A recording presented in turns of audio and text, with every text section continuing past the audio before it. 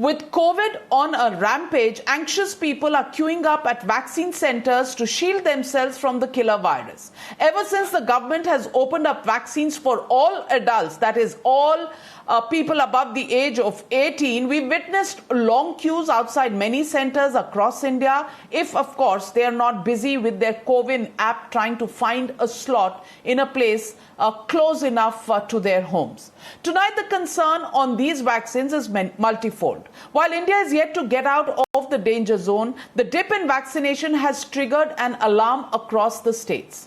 Lack of vaccines only extends the trouble for India because we've been in various states in different phases of lockdown. And these lockdowns cannot be removed unless the country's population is really vaccinated. From India to come out of these lockdowns, we have to have more vaccinations to win the COVID war. The spread of this deadly virus is across 2/3 of India's territory, with a positivity rate in these areas of 20% plus. This when we have a significant dip in vaccinations. Just going by the vaccination numbers of last week of April and the first week of May, there is a dip of about 21%, even as the number of cases have been rising. Now, according to the government's affidavit submitted in the Supreme Court of India, Serum Institute has increased its monthly production of 1.5 crores by 1.5 crore vials, while Bharat Biotech's Covaxin has produced 2 crore extra doses and will produce over 5 crore doses in the coming months. Excuse me. The government also expects the Russian Sputnik vaccine production to go up to 1 crore in the coming weeks, but these again are approximate figures with no clear timelines. If availability is a concern, differential pricing is another big headache that many people are reporting. Earlier, there was a cap of 250 rupees per dose in a private hospital. The government was purchasing it at 150 rupees per dose, but now these have gone up. The rates for Covishield are at 900 rupees, even though the buying price is 600. Hospitals are charging 300 rupees per jab as a handling charge, and of course Covaxin is even more expensive at 1500 in some private hospitals. That's the larger picture, ladies and gentlemen. With most of the states in the red, virtually the whole of India is in lockdown mode, and we need at least 70% of our population to be vaccinated to get the herd immunity. But that clearly is not happening. So the legitimate question on the Newshour tonight is just one. How can India revive its vaccine fortunes? That's the question, and that's the debate coming up on the other side. You're watching the News Hour at 9. Debate number 1 on Times Now. Super Prime Time.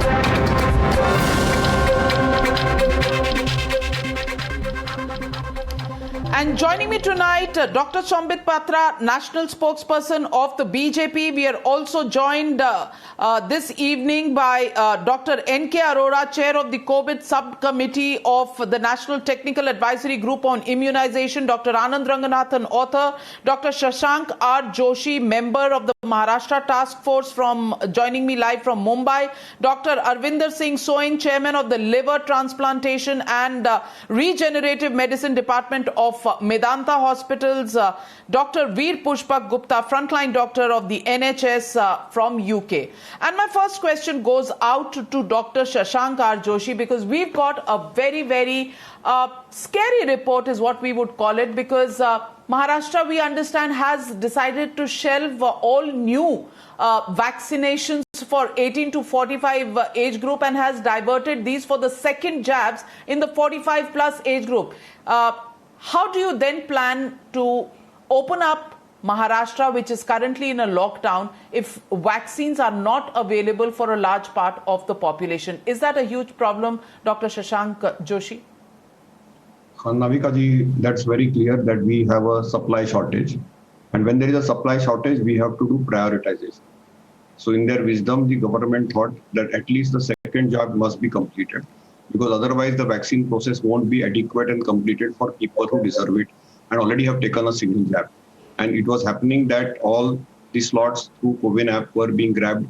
And therefore, I think they have temporarily suspended it. As soon as the vaccine will be available, again, it will restart. Currently, we have an acute supply shortage, so one has to prioritize people above 60 to be vaccinated as many as they can, apart from frontline and healthcare workers. And second, of course, is to ensure that the second jab is completed, at least for Covaxin and Covishield, in that order of priority. Because if we are not able to do that, we will not be able to complete the process of vaccination. And if somebody has a long gap, for example, for Covaxin beyond a month and a half, or Covishield beyond 2.5, 3 months, then the whole process of the jab, of the first jab, will go waste. So I think that was the first priority. Second priority is to ensure that the senior citizens or people above 60 and above 45 need to be vaccinated on a priority, because that's where the lives have to be saved. These are early generation vaccines. So our first priority is to save life. Second priority is to save severe infections. And of course, we want to vaccinate everybody. But if there is a supply issue, then one has to rationalize it and ensure that the people who need it as the most eligible ones, they have to be first ensured that that priority is met with. If second jab is not going to be given to people who deserve it. So Dr. N.K. Arora, I want to ask you, when the government actually opened up the policy for liberalized vaccination, did it take a wrong decision? Because now what has happened is that you have the age group of 18 to 45, which is allowed theoretically, but no state has enough vaccinations to give it to this age group. Almost 80% of India is under lockdown. And whenever we open our lockdowns without the vaccinations given to a large part of our population, the fact is that the numbers will begin to rise again, and then we will say it's the third wave and we didn't know anything about it and it just taken us by surprise.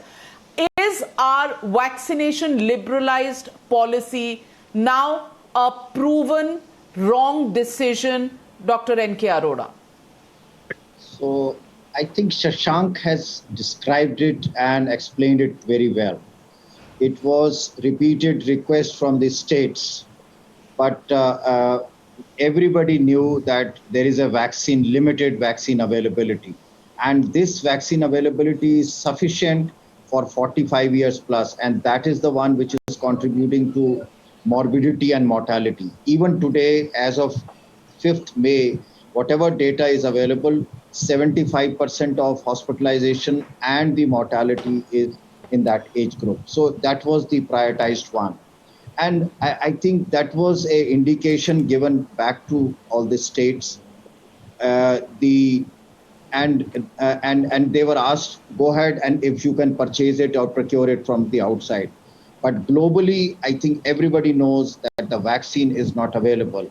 But whatever limited supply is available, it is for those above 45 years. And that's what I think central government is prioritizing and continues to provide free to them. So, Dr. Arora, are you telling me that because states had raised the demands politically, so a political decision was taken to liberalize it without making sure about availability, about the dangers of opening up? A political decision has been taken and the states have been left to their own resources to, if they can procure it. Where will they procure it from? Where will they get it from? Because there are only 2 production houses for Covishield and Covaxin.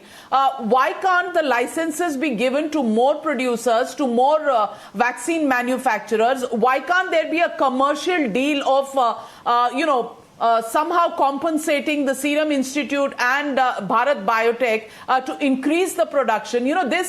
This should have been done at a time when we were beginning the whole process, so that we would have an incremental availability and not a knee-jerk emergency reaction to everything that happens and takes us by surprise. So as far as technical advice and decision has always been that 45 plus need prioritization in the context of availability. The second question you are asking is the vaccine manufacturing ramping up and where are we in that case? See, the country has been committed about 600 to 650 million doses by August, and that we will get. The vaccine manufacturing is actually rocket science as far as pharmaceutical industry is concerned, and it takes several months even for established vaccine manufacturers to come up and start manufacturing. So we know that by August, Serum Institute will start producing about 12 crore doses, 10 or 12 crore doses. And similarly, Bharat Biotech Covaxin will also be around 10 crore doses by that time. And there will be another 5 to 7 crores available from different manufacturers, that is Sputnik. We are going to have Cadila Zydus and maybe one or two others. So there would be sufficient vaccine August onwards. And I think nowhere in the world vaccine is available. The kind of volumes which are required, they are not available. I am part of the COVAX facility globally also. And there that program has practically come to a standstill because nobody is able to assure or provide any vaccine. Pfizer's and Moderna, these are most of their production, they have limited production. They are now trying to ramp up, but their current production is just sufficient for the countries in which they are manufacturing and they are providing. So globally, there is a total shortage, and I think even the states knew about it. And that's the scenario, that there is a severe shortage of vaccine globally, not only in India. But by August, so India will be having sufficient. Dr. Soin, Dr. Soin, what Dr. N.K. Arora is saying, that we gave the technical advice. The technical advice was this, but there was political pressure. The rest, obviously, the technical committee cannot advise. Do you think this was a wrong step? If till August we are not going to have enough doses, are we on very thin ice as far as our COVID fight back is concerned? You know, Navika, the thing is that it is pretty clear that we underestimated the vaccine stocks that we would need. We didn't plan for enough stock. And now, I think more than just think what we should have done, I think we should think what we should do now. And I think what's necessary is Dr. N.K. Arora has already spelled out that by August, we'll have a capacity of close to 25 to 30 crores per month, probably. But what needs to be done is that in the next 3 to 6 months that we have available, going by the experience of the other countries, between the second and the third waves, that we have to administer, again, going by the other countries' numbers, we have to administer about 100 crore doses in the next 5 or 6 months. And if 30 crores are going to come from where Dr. Arora said, and if that's the maximum production we can do, then we should ask other manufacturers within India and abroad, and we should ask Pfizer and Medanta to actually give us some. We should import some. We should also use the unused international stocks. There are several AstraZeneca vaccines lying in the US which are unused. We should take those. So, you know, we have to buy, we have to manufacture, and we have to use the pipeline stock and the unused stock. That's what we have to do in the future going forward. I think the decision to open it out to everyone is scientifically a sound one. And obviously, there was a lot of pressure from the younger age group people, from different states, and from people who have comorbidities who are younger than 45. Incidentally, they have the same risk as the people over 45 who have comorbidities.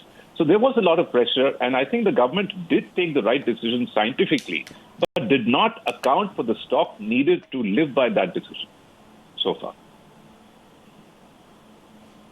Well, Dr. Patra, are these decisions based on the political pressure?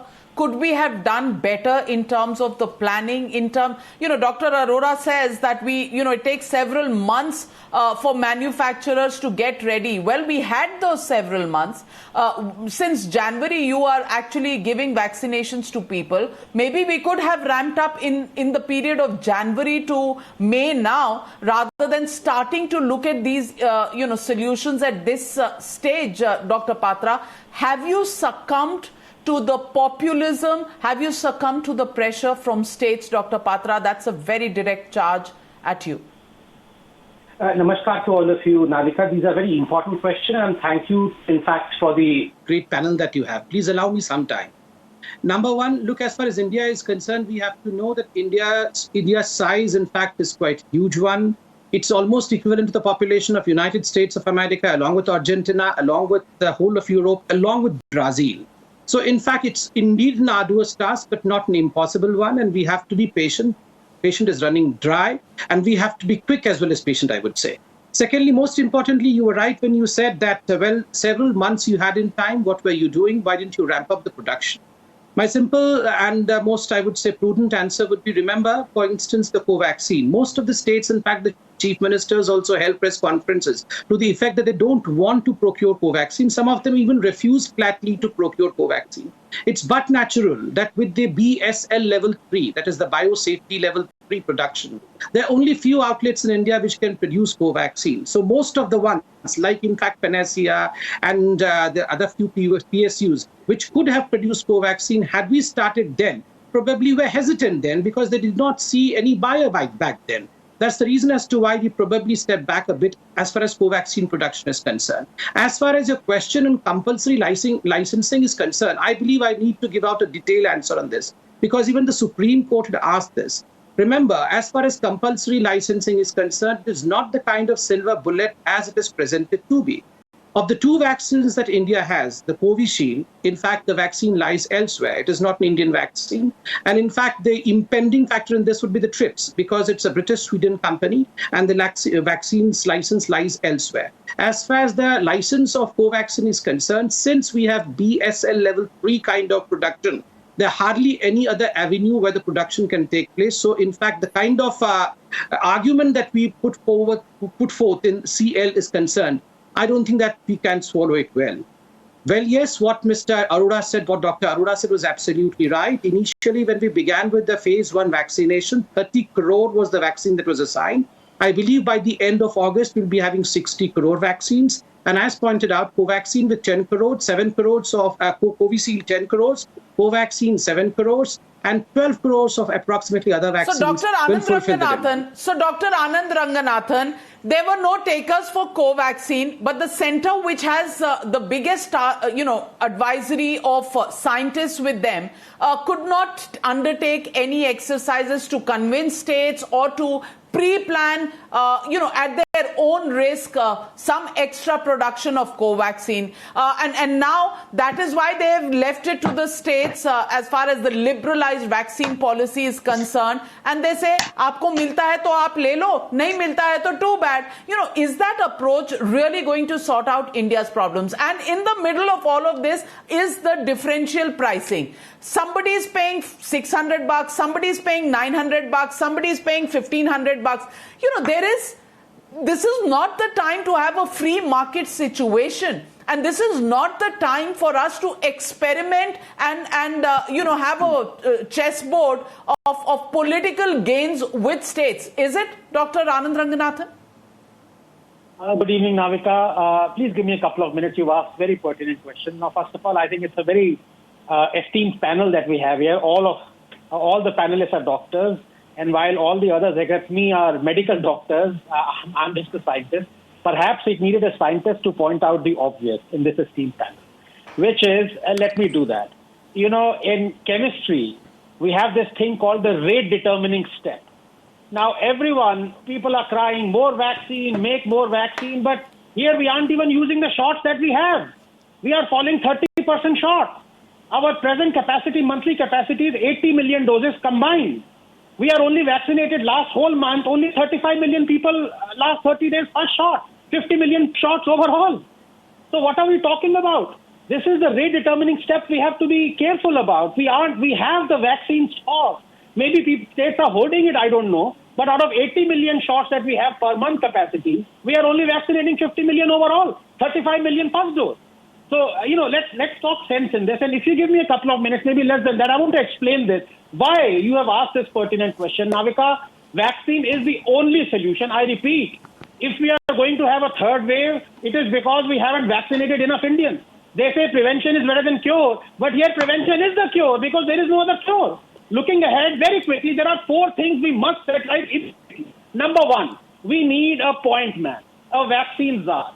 Under his or her supervision, we need to have drive-in vaccinations like MP and Maharashtra are doing. We need to go door to door. On ground, we need to increase our vaccination centers from 60,000 to 100,000. We need to move away from hospitals as much as possible as they are COVID hotspots. Our speed has been languishing a miserly 1 million a day first shot. Yesterday, we vaccinated 1 million first shot. Day before yesterday, it was only 0.4 million first shot. We have the vaccines, we are not vaccinating enough. This despite knowing that the success rate against COVID post-vaccination is 99.98%. Despite knowing that both vaccines work equally well against the Indian and the UK mutant that are more infectious. Number two, we need to focus first on hotspot areas and cities. Navika, please give me 30 seconds because it's very important. I was just coming to those points. We need to focus like Odisha is on hotspot areas and cities and, administer vaccines preferentially there. Number three, we need to increase the gap between doses to make available more doses, first doses to people. We aren't doing this despite knowing the fact that the Lancet study indicates that a 12-week gap brings the vaccine efficacy to 80%, while a 6-week gap only 55%. Saving vaccine shots this way means saving more lives. Number four, we need the states to procure vaccines from anywhere and any which way possible. Remember, health is a state subject. Don't be reliant on the center. That is anyway inefficient in this department. I am glad UP and Karnataka have floated global tenders for vaccines. Covaxin now is directly giving vaccine to 18 states. So we need to make sure that we do not face the third wave or at least the severity of the Odisha, but before I go back to Dr. N.K. Arora, I want to ask Veer Gupta of NHS. I want to ask you, yes, the availability issue is right before us, but the fact is our vaccination rate has dipped. It has dipped to almost 40% from what it was on the 11th of April to the 10th of May. Are we sitting on a time bomb, Veer Gupta? Thank you, Navika, for having me on the show. I was on your show about 2 months ago with Dr. Guleria, if you remember, and it was at that point when we pointed out to you and the rest of India that India is sitting on a time bomb. The first wave did not affect younger people. It affected older people because you were dealing with a variant that came from the European Union and the United Kingdom. Now, when you have a variant that is affecting younger people, you are definitely going to get more deaths and more people that are getting infected, which is what is happening. It is during those 6 months that you did not have cases rising when all of this should have been debated. I think we're past that point now. I want to come back to the point about vaccination. Vaccination works. We have done it here. We are opening the United Kingdom in 7 days for everything. Everything will be open here because most of the country is now vaccinated. And the numbers have dipped from 50,000 cases a day to 1,000 cases now. So vaccination is the only way forward, as many panelists have mentioned over here. The question I want to ask is that Pfizer has been knocking on your door for a year and a half now, requesting the government of India to start production of Pfizer vaccines. I myself have gotten the Pfizer shot. There are many people over here, including Indians in the United Kingdom, that have gotten the Pfizer shot. Why are we not allowing Pfizer to come in? How come we are giving emergency authorization to drugs like ivermectin and DG, the drug that was made by DRDO, which Dr. N.K. Arora, Dr. N.K. Arora, I have 30 seconds. I have 30 seconds for you. Why Pfizer was not given an emergency clearance, number one, and number two, why is our vaccination rate falling? And is that the biggest problem that we have in our vaccine policy today? Number one, Pfizer, when they applied in January, they were asked to do a bridging study because at that time that was the one, and bridging study meant just 1,600 cases, and it would have taken about 3 months or 2.5 months. And they were not interested and they withdrew their application at that time. That's what I know. The second thing is this last 15 or 20 days, we are just immunizing 1.5 to 2 million or less. It's mostly 1.5 million people every day against a capacity of actually 5 to 6 million every day can be immunized. And what I heard is, one is this confusion of shortage, and a lot of centers have been closed in the process because of the 18-year plus also. Well, the second is, let me complete. The second more important and I think a significant one is that a lot of elderly people are afraid to go to a crowded immunization center at this time because they are worried they may contract the COVID themselves. That's the feedback we are getting that. Well, I don't know, Dr. Arora. I don't know who's making these decisions on the vaccines, but Pfizer is a drug that is a vaccine that was given to the entire world, the entire United States, many developed countries in Europe. But we wanted studies. And when they withdrew, we didn't go after them. We said, "Jana hai to jao." And for Covaxin, of course, there were enough doubters within the country. We didn't take Pfizer and we didn't augment Covaxin. And now, today, where are we? The vaccination rate dipping and, of course, availability dipping. We're in the middle of a cesspool, a lockdown, which we don't know when it will happen, how it will give rise to possibly a third wave of COVID infections.